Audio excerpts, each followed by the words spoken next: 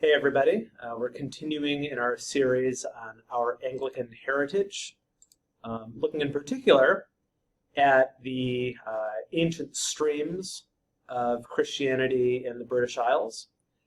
So we looked last time at Celtic Christianity, and we'll continue the series today, and then one more lesson next week to wrap up this initial sub-series. And again, we're trying to focus on what are some of the unique features or characteristics of Anglican Christianity, and thinking about how our worship and devotion can be enriched by a better understanding of our Anglican heritage. So for today, we're going to talk about the arrival of Roman Christianity into the British Isles. So a major turning point in the history of the Christian faith in the British Isles was the invasion of the Anglo-Saxons. So you'll recall that there had been some Romans who had settled in Britain. We talked about Hadrian's Wall and all that last time. But by 409, as the Western Roman Empire was collapsing, the Romans withdrew from Britain. And by about 600, a group of Germanic invaders, known as the Anglo-Saxons, gradually seized control. And the result of this was a decline of Christianity in England, because, after all, these Germanic peoples were not Christian. They were pagan. So if you're familiar with the poem Beowulf, for instance, that's a good example of the pagan religion of the Anglo-Saxons that they brought with them to the British Isles.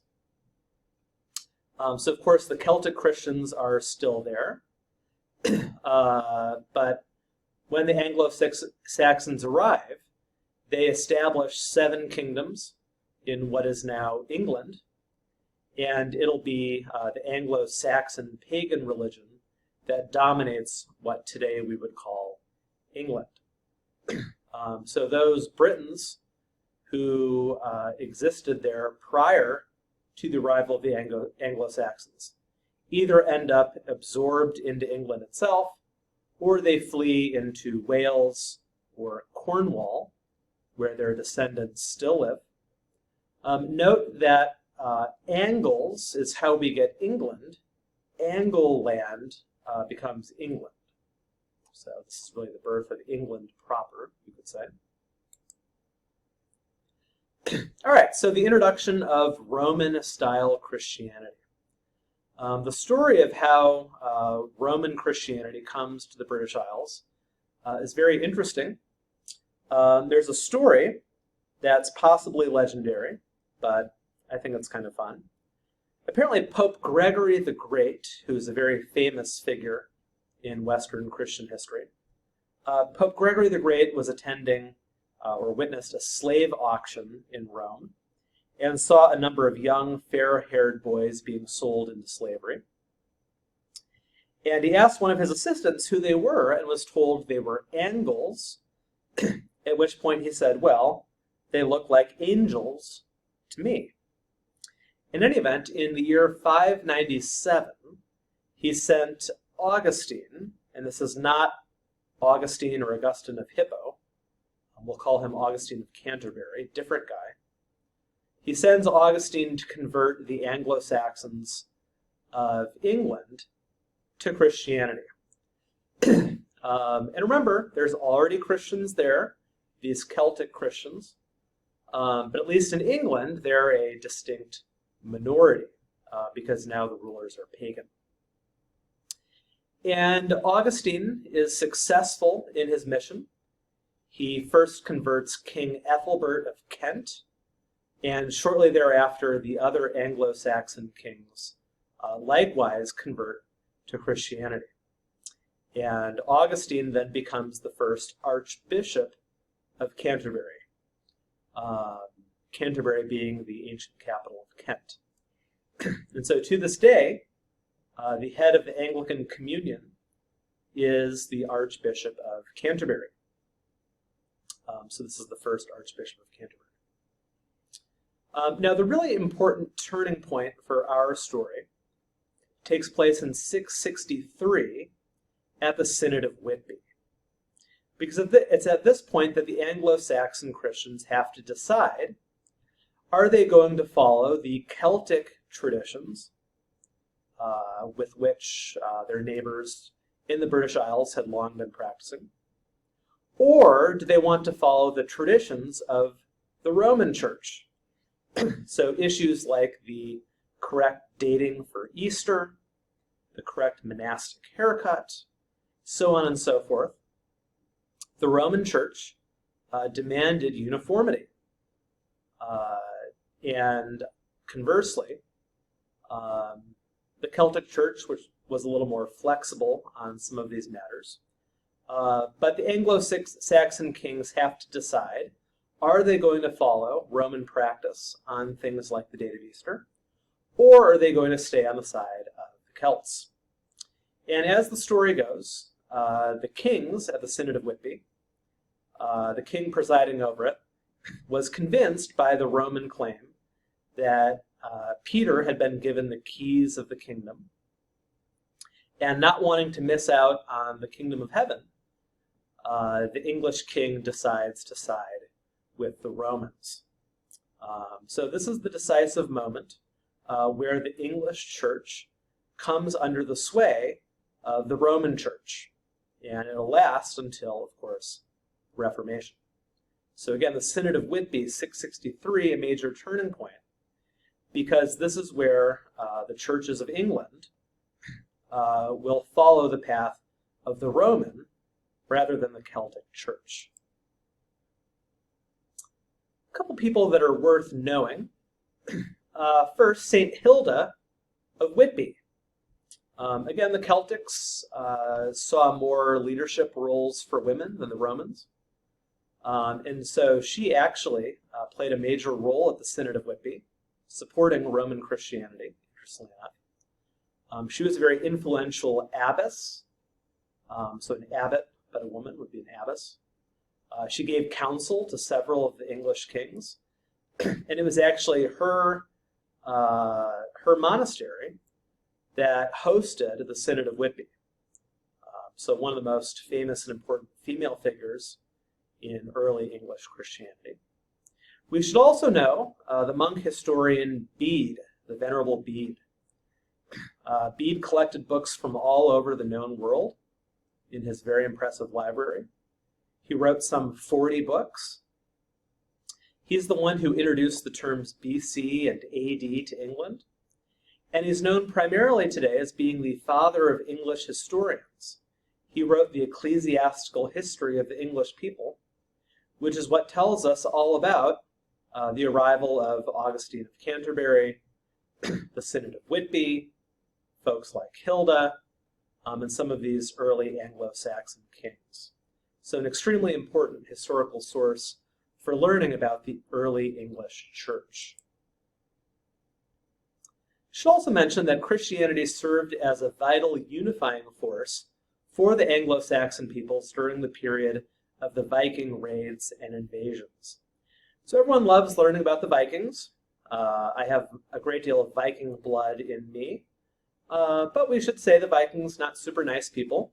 They come out of their homelands, Norway, Sweden, Denmark, to sack a lot of the monasteries, take their riches, killed a lot of monks, and largely aimed to destroy the Christian church. The very famous monastery at Lindisfarne was destroyed by the Vikings in 793, and the Vikings would go on to conquer almost all of the Anglo-Saxon kingdoms. In fact, by 870, only the kingdom of Wessex was unconquered and still under Christian rule.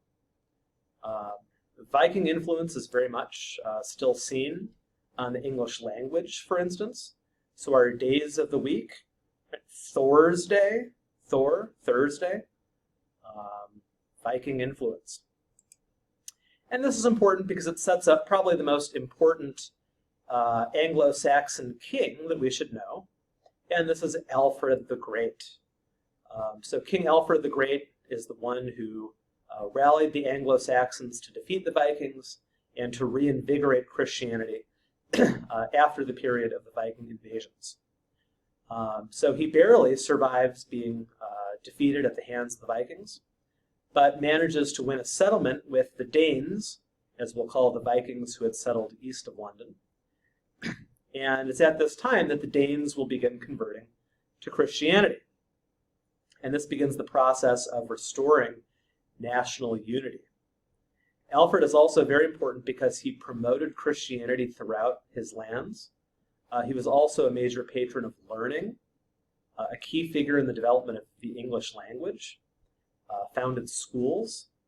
So a pivotal figure in the history of England, Christian and otherwise. So let's think about the effects of the arrival of Roman Christianity with the Anglo-Saxons. What this means is that English Christianity will increasingly become a Roman rather than a Celtic church. So practically speaking, this means that the English church from this time forward is brought into the larger Western or Roman church.